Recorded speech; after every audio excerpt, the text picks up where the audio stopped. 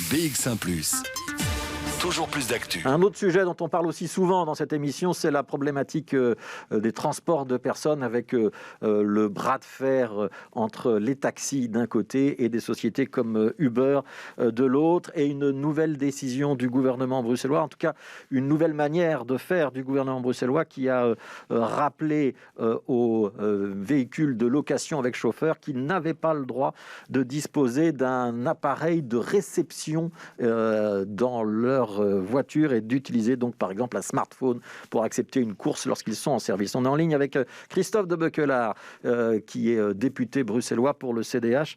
Bonjour Christophe de Beukelaar. Ça vous surprend Bonjour. cette décision dont on apprend qu'elle sera appliquée à partir d'aujourd'hui ? Bah oui, moi je suis sidéré. Je vous avoue que je ne pensais pas du tout qu'on en arriver là. On est en pleine pandémie, à la veille d'une crise économique inédite. Et donc il y a 2200 chauffeurs aujourd'hui qui vivent de leur travail.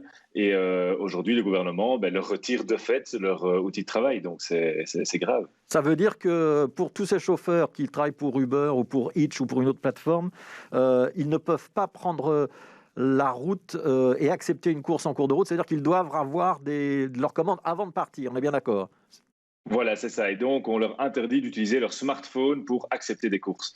Mais donc, pour cette nouvelle manière d'organiser le transport rémunéré de personnes, c'est comme si on demandait à un cuisinier de ne pas utiliser son four pour faire la cuisine, quoi. C'est vraiment un outil de travail fondamental. Ouais. Christophe de Beukelaar, pourtant c'est quand même déjà prévu dans l'ordonnance qui règle l'utilisation de ces véhicules avec chauffeur. C'était explicitement indiqué, c'était juste pas appliqué jusqu'à maintenant. Est-ce que c'est pas logique que le gouvernement bruxellois fasse appliquer la législation qui existe ?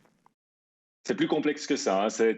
On parlait d'émetteurs-récepteurs en 1995. Donc, vous imaginez bien que dans cette loi de 1995, on ne savait pas encore que le smartphone existait et qu'il allait exister.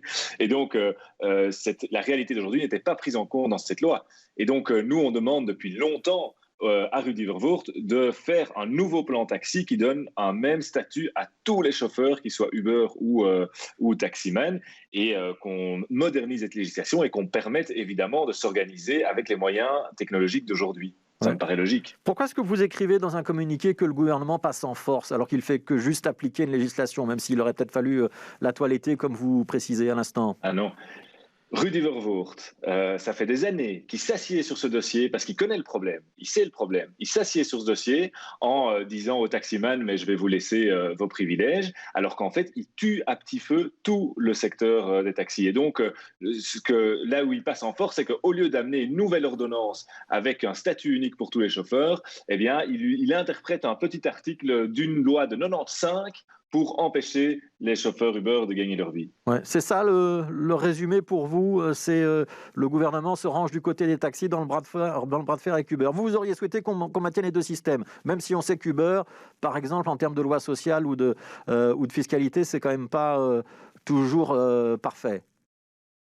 Ah oui, mais en fait, Rudy Vervoort, et ça en devient ridicule tellement c'est gros, se range pas derrière les taxis, se range derrière quelques personnes qui font un lobby intense auprès du gouvernement pour maintenir certains privilèges, alors que moi j'ai des contacts avec beaucoup de taximens qui ont parfois des licences aussi, qui ont parfois aussi des courses Uber et Hitch d'ailleurs, qui travaillent sur plusieurs plateformes à la fois et qui sont tout à fait conscients que la législation actuelle n'est plus adaptée. On peut faire cohabiter les deux systèmes. Ah oui, il y a une récente étude de Deloitte qui est sortie à la demande du gouvernement il y a 1 an et qui dit qu'il y a la place pour tout le monde et même plus à Bruxelles parce qu'il y a une grande demande de transport rémunéré de personnes, mais il faut bien l'organiser. Et comme cette étude n'arrange pas M. Vervoort, il s'assied dessus et refuse de venir avec un nouveau plan taxi. Ouais, je vous lis un tweet de Ridwan Chahid, qui est donc le chef de groupe socialiste au Parlement bruxellois, tweet qui a été publié il y a un peu plus d'une demi-heure. Certains s'émeuvent aujourd'hui que l'on fasse enfin respecter la loi, alors que pour d'autres sujets, les mêmes s'étonnent que la loi ne soit pas respectée. Quand on est en manque d'arguments, toutes les bêtises sont sorties.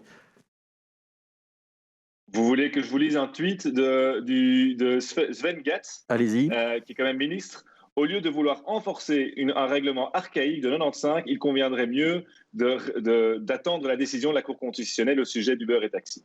Et donc, ça veut dire de refaire un nouveau plan taxi et pas de maintenant aller appliquer une disposition de 95 qui n'était pas d'application puisqu'il n'y avait pas encore de smartphone à l'époque. Ouais. Donc, conclusion, Christophe de Beukelaar, vous allez interpeller le gouvernement bruxellois au Parlement ?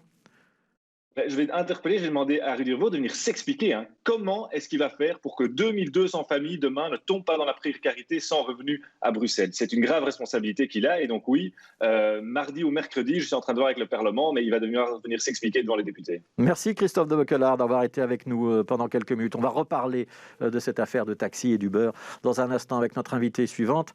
C'est Alexia Bertrand, chef de groupe du mouvement réformateur, qu'on va également interpeller sur cette question.